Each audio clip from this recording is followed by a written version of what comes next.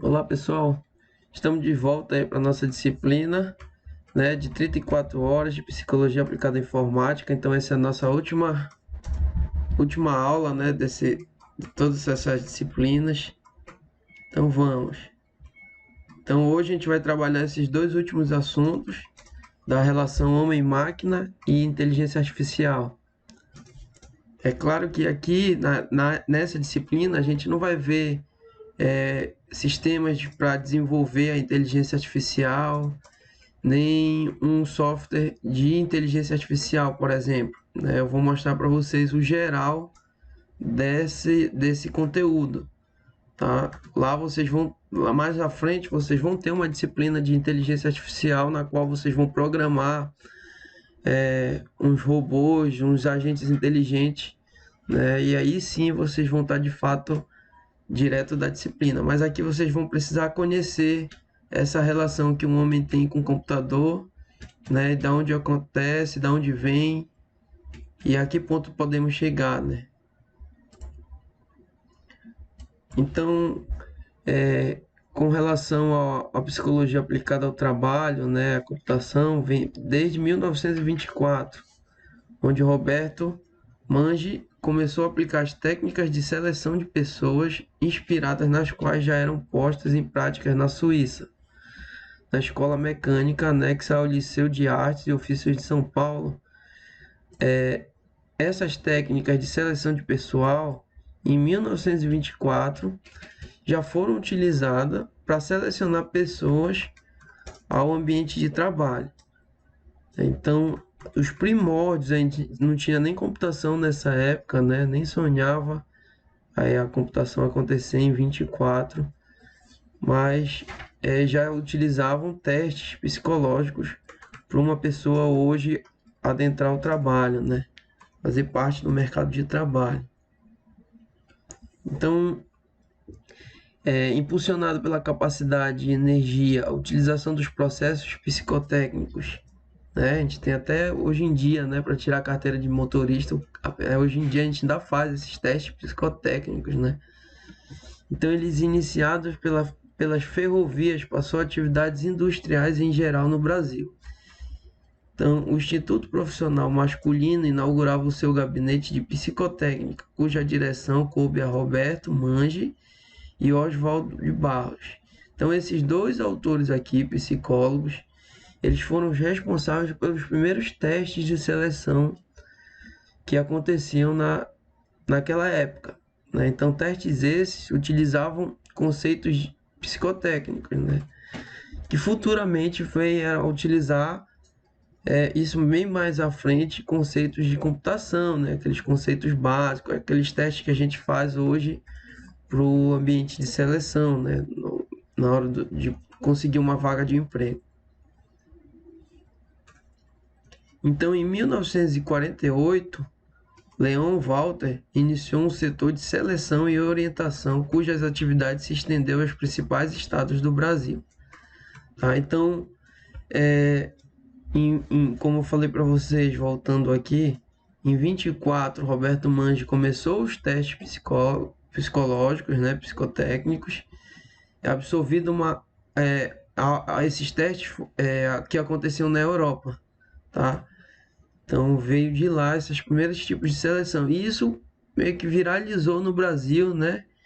Em 1948, todos os estados já praticavam esses testes de seleção para uma pessoa adentrar o mercado de trabalho, né? Então, os pais de vocês, avós de vocês fizeram alguns testes aí de datilografia, né? De escrita, a gente vai ver aí de português, né? E testes psicotécnicos, tá? Aplicados por psicólogos no ambiente de trabalho. Em outros estados foram aparecendo organizações congêneres. Por exemplo, em Minas Gerais, teve outro cidadão, né, Pierre Well, que de grande renome na Suíça, assumiu a chefia do departamento de orientação e treinamento do Banco da Lavoura de Minas. Então, essa mão de obra europeia acabou vindo, né, lá da Suíça, que era referência na Europa desses testes psicológicos, né, testes aplicados ao trabalho, e ele acabou vindo para cá para assumir cargos de chefia, né? E passou esse conhecimento para vários estudiosos ao longo dos estados brasileiros. Então, esses estudiosos foram introduzindo o estudo da psicologia aplicada ao trabalho e à produção econômica em todos os estados brasileiros. Foi um reflexo que aconteceu primeiro em Minas, depois em São Paulo, Rio de Janeiro, e foi se espalhando para o Brasil todo. E aí começa essa interação do homem com a máquina no Brasil. Tá? Então, como seria o trabalho? Né? A força humana seria desnecessária devido ao papel que as máquinas podem ocupar no mercado de trabalho. Né? Então, a Revolução Industrial mostrou para vocês, né? Mostrou para todos nós aí na história, que as máquinas não substituíram o homem. Né? O homem fazia atividades repetitivas, continuou fazendo algumas atividades repetitivas, mas outras oportunidades surgiram com o surgimento das máquinas, né? Manutenção das máquinas, né? Engenharia mecânica, civil, engenharia de automação, né? Para a construção de máquinas. Então, aí acontece essa relação hoje no meio digital, que a gente está falando da transformação digital, até mesmo positivo quando se trata da relação homem-máquina. Um mundo em que os robôs ocupam boa parte das posições de trabalho pode não ser apenas vantajoso, mas desejável. Né? Então hoje, se a gente observarem, né, vocês até fica uma sugestão para vocês entrarem no YouTube, pesquisarem lá como funciona a fábrica da Fiat, por exemplo, em Betim, Minas Gerais. Né? Eu já tive a oportunidade de estar lá, né, e eu vi os robôs, né, o software que trabalha a linha de produção, os sistemas. E hoje no YouTube tem tudinho como funciona a linha de produção de um carro. Então lá vocês vão ver a relação, né, o homem trabalhando com a computação, com a máquina mesmo. Tá? Então, computação aplicada diretamente com o robô, braço mecânico de pintura e etc. nessa parte de linha de montagem. Por outro lado, o avanço tecnológico está destinado a reduzir o número de trabalhadores necessário para certas funções repetitivas. Tá? Então, quando a gente vê aquela falácia, né, de que o robô vai substituir a pessoa, né, vai substituir o teu emprego, se tu tiveres um emprego que não seja criativo, né, que tu esteja em criação, que seja transformador, provavelmente tu podes perder teu emprego por um robô, por um software, né, por um sistema, já que tu está trabalhando em funções, como ditas aqui, repetitivas, tá?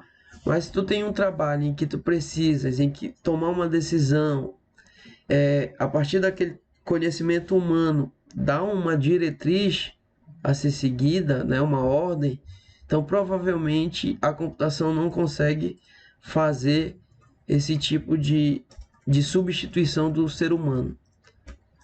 A gente está tratando agora, atualmente, a quarta revolução industrial, né, como é colocado em alguns livros, né, é a criação das tarefas totalmente novas, abrindo assim um leque de oportunidades para a subsistência dos trabalhadores. Tá? Então a gente está vendo novas profissões surgindo. Nós da área de computação estamos já dentro desse mercado, na criação de app, né, desenvolvimento de novas tecnologias, trabalhando com inovação. Né? Então provavelmente nós que estamos aqui promovendo essa revolução industrial, né, essa quarta revolução, que é apelidada aí de revolução digital. Tá? Então hoje as empresas elas têm que estar no mercado digital, tá? Porque senão provavelmente elas serão substituídas. Então quando a gente fala de um trabalho repetitivo, a gente não está falando só do caixa de supermercado, né, que passa as compras ali. A gente pode analisar, por exemplo, um médico, um clínico, né, um clínico geral, aquele médico que só recebe o paciente ali, analisa o que o paciente está sentindo e dá um resultado. Aquele trabalho repetitivo, tá? Que pode um software, tá uma câmera lá, o paciente está contando a experiência por uma câmera e alguém, um médico de fato, analisar um sistema médico para receitar para o paciente, tá? Então, gente vê que não são apenas profissões comuns, tá? A medicina, ela também, em alguns momentos, elas podem ter funções repetitivas e um software pode substituir, quem sabe, um médico, né? Um clínico. Então, até os médicos hoje perceberam que eles precisam estar no meio digital, tá? De digitalizar seus consultórios, trabalhar com o público dele, porque senão ele acaba perdendo paciente para um concorrente dele. Então, como será o trabalho do futuro, né? O pessoal ainda coloca essa falácia aqui que eu vi num artigo e coloquei aqui, mas eu ainda digo para vocês que é um trabalho hoje atual, do presente, né? Então, hoje as máquinas elas podem tanto ocupar o mercado de trabalho, né? Mas hoje elas auxiliam no processo de tomada de decisão, né? Então, hoje um engenheiro da Vale do Rio Doce, quando ele está trabalhando lá com as barragens, ele tem uma série de software de medição, né, que estão medindo lá a vazão do ambiente da barragem, está medindo lá a pressão, se está fazendo pressão na estrutura da barragem para que não aconteça o que aconteceu lá em Mariana, né? Então tem uma série de softwares hoje auxiliando o engenheiro da Vale do Rio Doce para tomar uma decisão. Ou seja, a relação que o engenheiro tem hoje com a máquina, né, com o software é fundamental, tá? Importantíssimo. As potencialidades da transformação digital, até mesmo positivo, quando se trata da relação homem-máquina, em que o robô ocupa boa parte das posições de trabalho, pode não ser apenas vantajoso, mas desejável. Tá? Então, as empresas hoje elas investem na inovação, tá? Na criação de software, no uso de robôs, né? No uso de inteligência artificial, que a gente vai ver um pouco mais à frente, tá? Para que elas se destacam no mercado. Então, por um lado, o avanço tecnológico está destinado a reduzir o número de trabalhadores para certas funções repetitivas. Por outro lado, né, como eu falo para vocês, surge a necessidade de mão de obra especializada, tá? Então, mão de obra que desenvolva esse robô, por exemplo, ou que faça o suporte a esse robô, né, a essas estruturas, que façam a gestão de sistemas, por exemplo, que pessoas que façam a gestão de sistemas inteligentes, tá? Ou que façam a análise de dados a partir de um software, né? Então, por outro lado, a computação, né, a inovação, ela tira uma certa quantidade de emprego, né, empregos repetitivos, etc., mas por outro, ela gera novos empregos. Então, a quarta revolução industrial está justamente explicada aqui, ó, a criação de tarefas totalmente novas, abrindo assim um leque de oportunidades para a subsistência dos trabalhadores. Tá? Então hoje o profissional, nós da tecnologia, a gente precisa estar antenado lá com a língua inglesa, a gente precisa estar pensando em inovação e aí por diante. Então, o fato de que a tecnologia vai gerar desemprego em massa, né? Então uma falácia que vem desde a terceira revolução industrial, né? Em que se dizia que os robôs numa fábrica iam substituir o ser humano. E não acontece isso, né? Tanto é que hoje uma fábrica ela possui centenas de funcionários para desenvolver um único automóvel. Claro que é uma linha de produção, tá? Mas ela não substitui o emprego. Mas a gente pode trazer um caso que acontece, inclusive aqui no Pará, aqui em Capanema, de duas fábricas de cimento. Uma de 20 anos atrás, instalada lá, não vou citar o nome, e uma recentemente instalada. A recentemente instalada, ela é toda tecnológica, os robôs e etc. Ela precisa da metade de mão de obra da metade de mão de obra do que a fábrica de 10, 15 anos atrás foi instalada. Ou seja, ela tem menos funcionário, ela gerou menos emprego, mas dessa metade de mão de obra, ela tem 30% de profissionais altamente qualificados para trabalhar a tecnologia lá. Ou seja, a gente tem mão de obra mais qualificada na fábrica mais tecnológica. Então aqui essa é a relação, né? Se por um lado a onda de avanço tecnológico está destinada a reduzir o número de trabalhadores necessário para certas funções repetitivas, por outro lado, a inovação tecnológica gera empregos mais qualificados, né? Necessita de maior qualificação. Então, o que eu acabei de falar, né? Observa-se que o aumento da demanda por novos tipos de trabalho compensará a demanda crescente de outros trabalhos. Então, beleza. Aqui tem um dado que mostra uma matéria do O Globo, né? Os robôs querem seu trabalho. Pesquisas que aplicam metodologia americana ao Brasil mostram que mais da metade dos brasileiros está em profissões que serão ameaçadas pela automação nas próximas décadas. Tá? Então, olhem aqui, 90 milhões é o número total de profissionais nos setores formal e informal que formam a força de trabalho no Brasil. 53% da população dos brasileiros, 44,5 milhões, estão em ocupação com mais de 70% de chance de serem automatizadas até 2040. Motorista, né, é uma profissão que pode ser automatizada com 98%, 1,7 milhões de profissionais, né, trabalhadores. Então, motorista hoje, vocês sabem, né, que a Tesla, né, hoje ela já desenvolveu, né, e o carro autônomo ele já pode ser utilizado nos Estados Unidos e em outros países do mundo, e no Brasil inclusive já tem Tesla funcionando, né, rodando, tá, que pode automatizar as profissões. Então, auxiliar de escritório, um vendedor de loja, vendedor de porta em porta, operador de caixa, cozinheiro, empregado doméstico e faxineiro, tá? Mas aqui eu ainda coloco mais. Um médico, que é o clínico geral, que é aquele médico que só faz atender e passar receita, né? Hoje um software provavelmente pode substituir essa função, tá? Então hoje os médicos perceberam que eles têm que estar no mundo digital também para acompanhar os seus pacientes, tá? Então, claro que não são todos e a gente está um pouco distante disso acontecer, mas é algo a se pensar, tá? Um advogado hoje precisa estar no meio digital também, tá? Para atender seus pacientes, seus clientes, né? E manter uma boa relação com eles.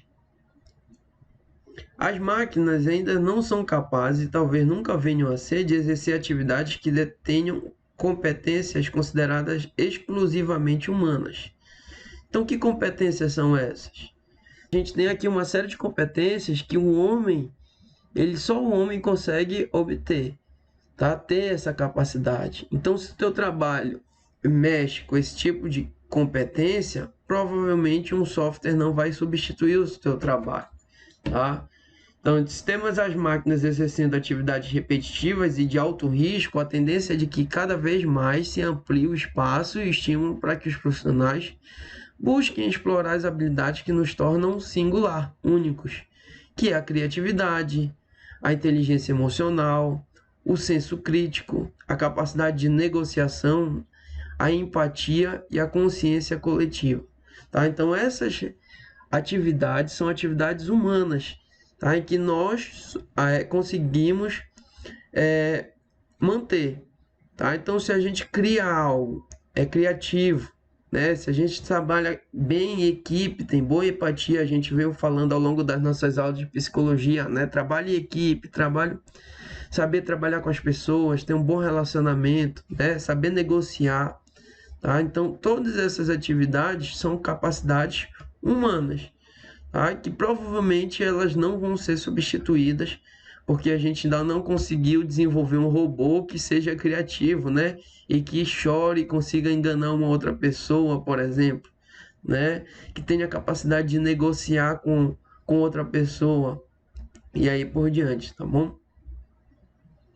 Então, a transformação digital no mercado de trabalho já está em andamento, mas ainda é um tipo de mudança de mindset, que pode envolver transições difíceis para muitos trabalhadores e seus líderes. Ao mesmo tempo, esse é um cenário que demanda a necessidade global de investimento proativo para o surgimento de aprendizes ágeis e talentos qualificados.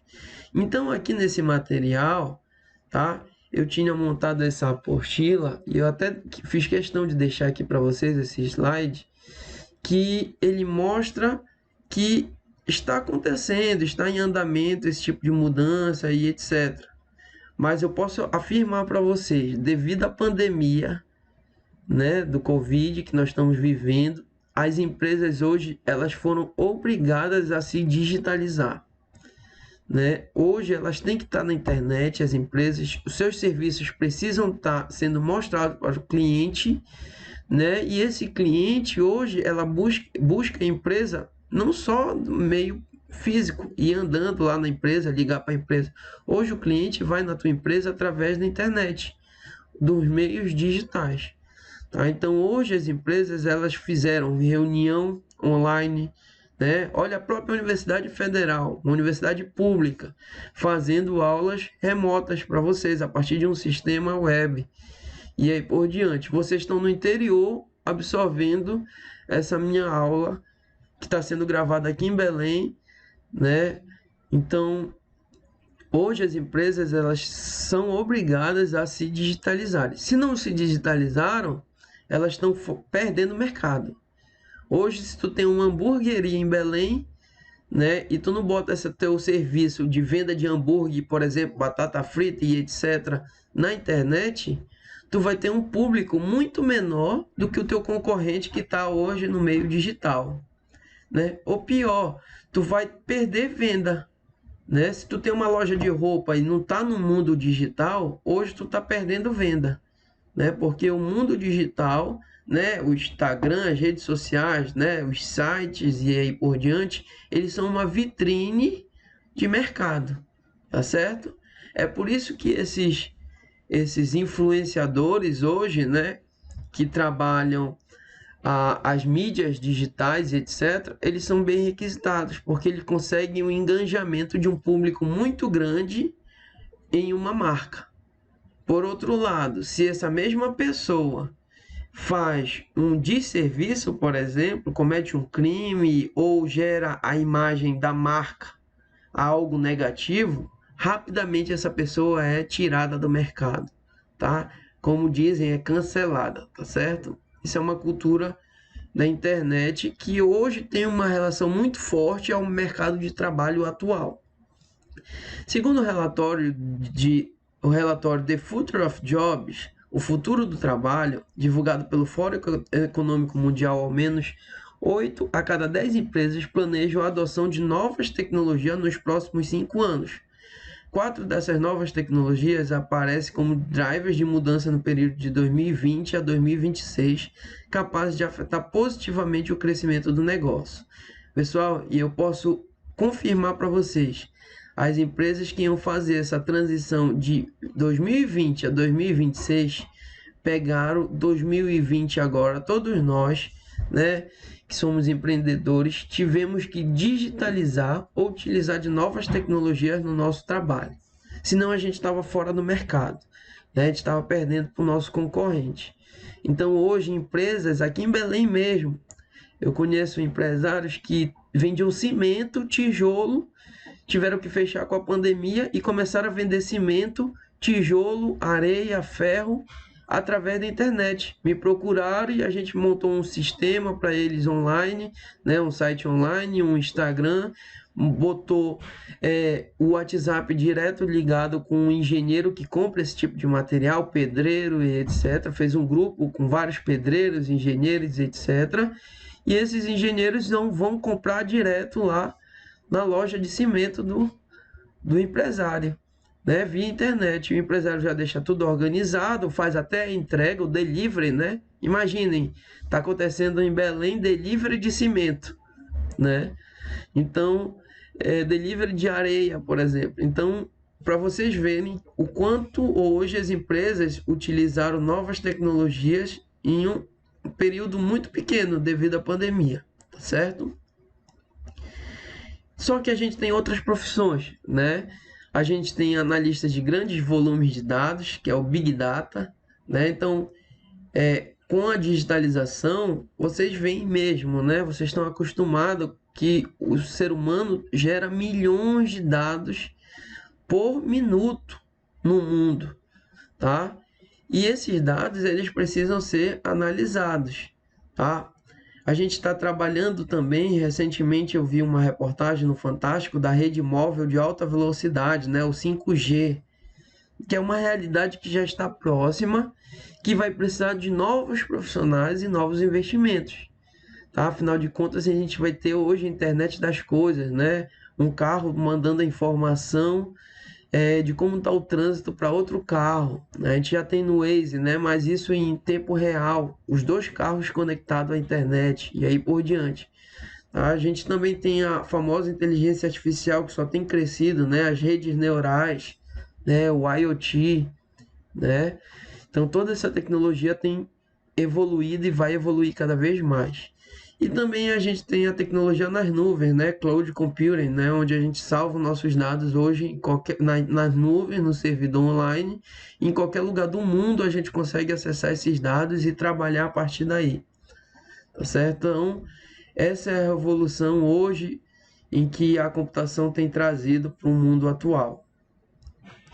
Então, a inteligência artificial é a maneira de prever o futuro e criá-lo, né? Peter Drucker colocou essa frase, né? E a gente já observa que inteligência artificial não é coisa mais de filme, né? Coisa que acontecia no cinema e pronto.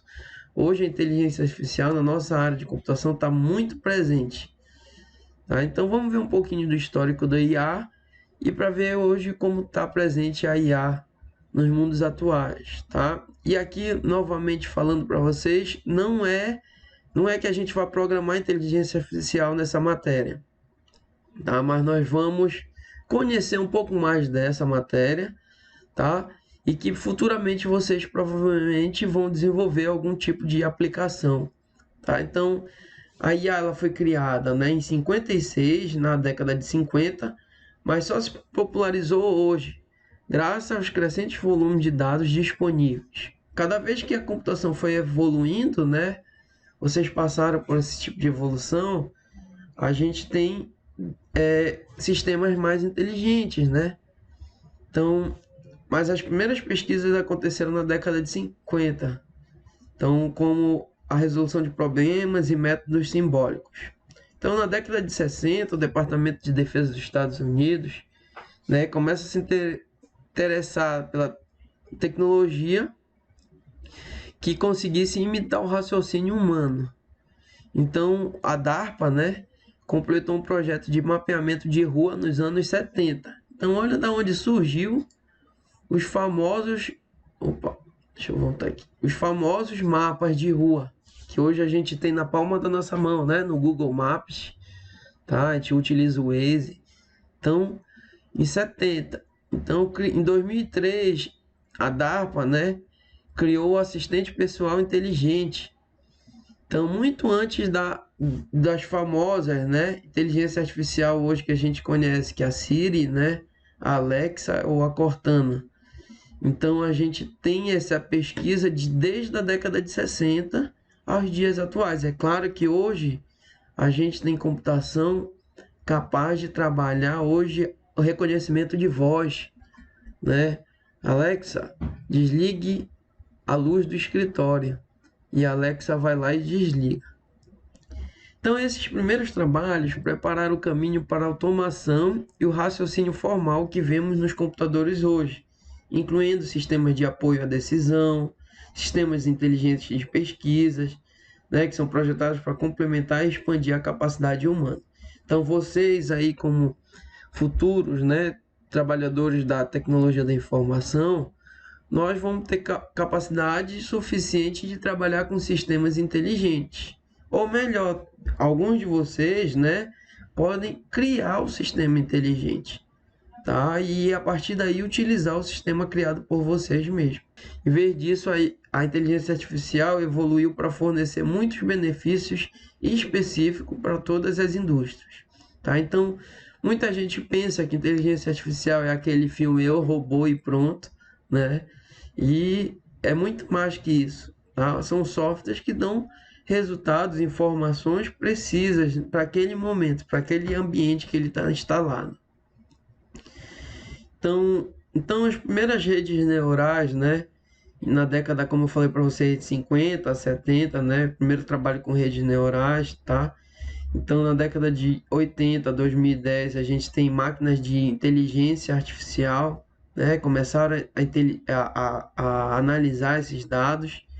E hoje em dia a gente tem o Deep Learning, né? Que é o boom hoje da inteligência artificial, o aprendizado da máquina. Então, a gente tem as máquinas hoje aprendendo, né? Assimilando dados. Então a gente vai ver a relação em que essas duas tecnologias funcionam com o exemplo de alguns dados, né, de inteligência de máquina.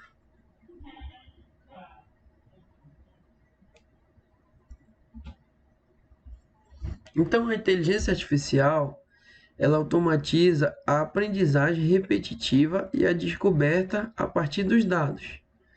Mas a inteligência artificial é diferente da automação robótica guiada por hardware. Em vez de automatizar tarefas manuais, a IA realiza tarefas frequentes, volumosas e computadorizadas, de modo confiável e sem fadiga. Para esse tipo de automação, a inteligência humana ainda é essencial na configuração do sistema, para fazer as perguntas certas. A IA adiciona inteligência a produtos existentes. Na maioria dos casos, a inteligência artificial não será vendida como uma aplicação individual. Os produtos que você já utiliza serão aprimorados como funcionalidade de inteligência artificial. A maneira parecida como a Siri foi adicionada aos produtos da Apple.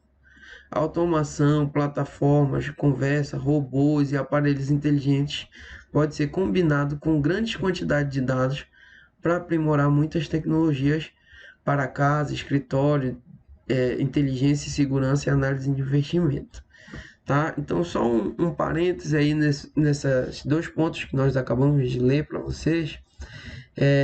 Hoje, abriu uma série de editais para que os profissionais de tecnologia da informação desenvolvessem programas com inteligência artificial para monitorar o Covid-19, para que as pessoas hoje, quando vão no shopping, por exemplo, aqui em Belém, todas essas pessoas sejam monitoradas a sua temperatura.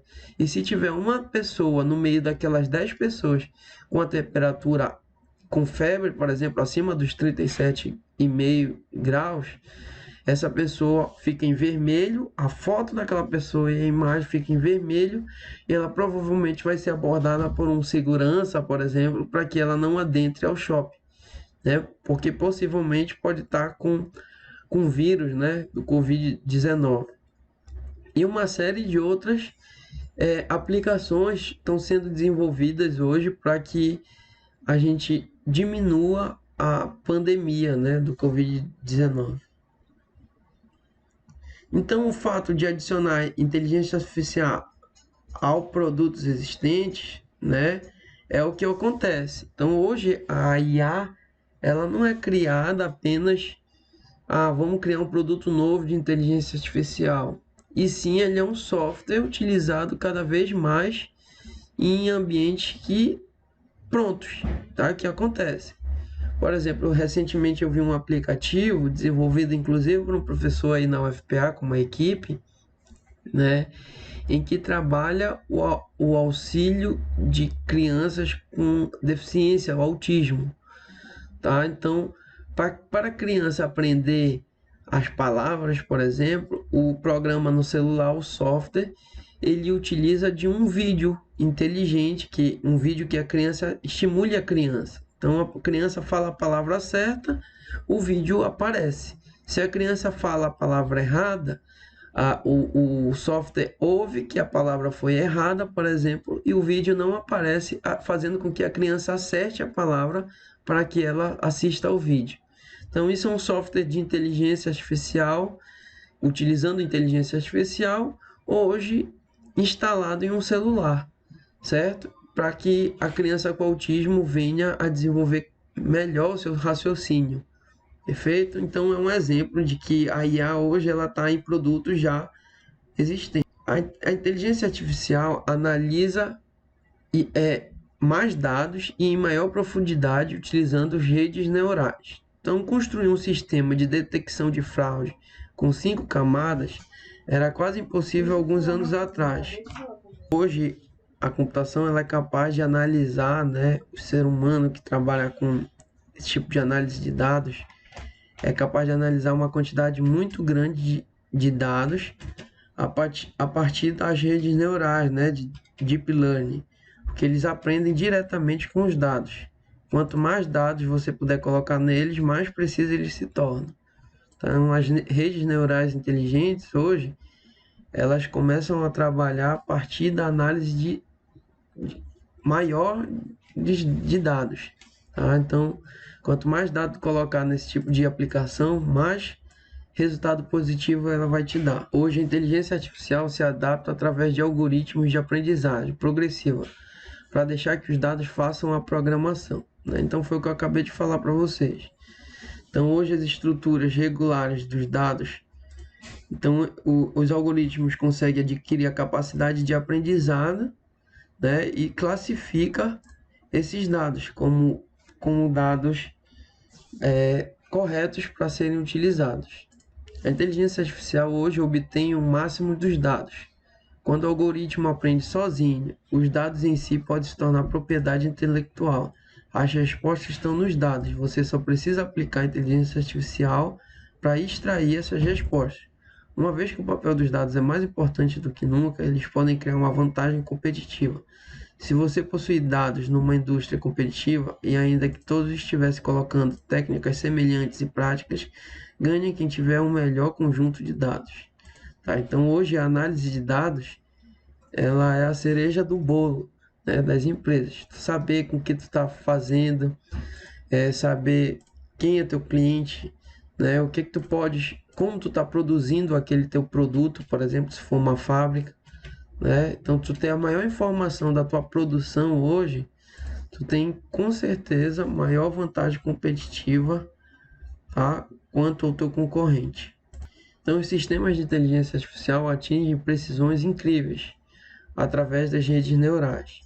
Tá? O que antes era impossível, por exemplo, suas interações com a Alexa, ou o Google Fotos, né? Baseado no Deep Learning. Na área da medicina, técnicas de IA baseado na inteligência de máquina, né, classificam imagem e trabalham com reconhecimento de objetos. Podem agora ser utilizados para encontrar câncer em ressonância magnética, com a mesma precisão de cirurgiões. Faltou até colocar a palavra aqui no final do slide. Tá? Então, hoje, a inteligência artificial ela é bem utilizada em diversos meios. Tá? Não só na área industrial, como na área médica, que eu acabei de falar para vocês lá no início. Então, para finalizar nossa aula, tem um exercício aqui para vocês responderem, né, e mandar para o meu e-mail. Então, a primeira questão é: o que são sistemas fuzzy e qual é a sua aplicabilidade? E a segunda é sobre as redes neurais, que nós falamos rapidamente, né? Para vocês dissertarem. Né? Dissertar é fazer uma pequena redação, né? 10 linhas, 10 a 15 linhas, de cada um desses pontos, A, B e C das redes neurais. A, como é que funciona a estrutura e o funcionamento dos seus componentes. Como é o processo de treinamento das redes neurais. E para tu colocares um exemplo de aplicação. Não vão dar uma de doido e fazer uma rede neural agora, nessa disciplina. Tu não precisa construir a rede neural. Aqui é para tu conheceres. Tá? Então, essa aula agora, para finalizar o nosso curso aqui, nessa aula de ensino remoto emergencial, vocês façam esse exercício e a gente finaliza a disciplina de Psicologia Aplicada à Informática nesse assunto, tá bom? Muito obrigado a todos. E tá aqui meu e-mail para que sejam enviadas as perguntas e todos os exercícios. Lembrando, todos os exercícios devem ser entregues até a data da última aula. tá? Que tá lá no Siga A.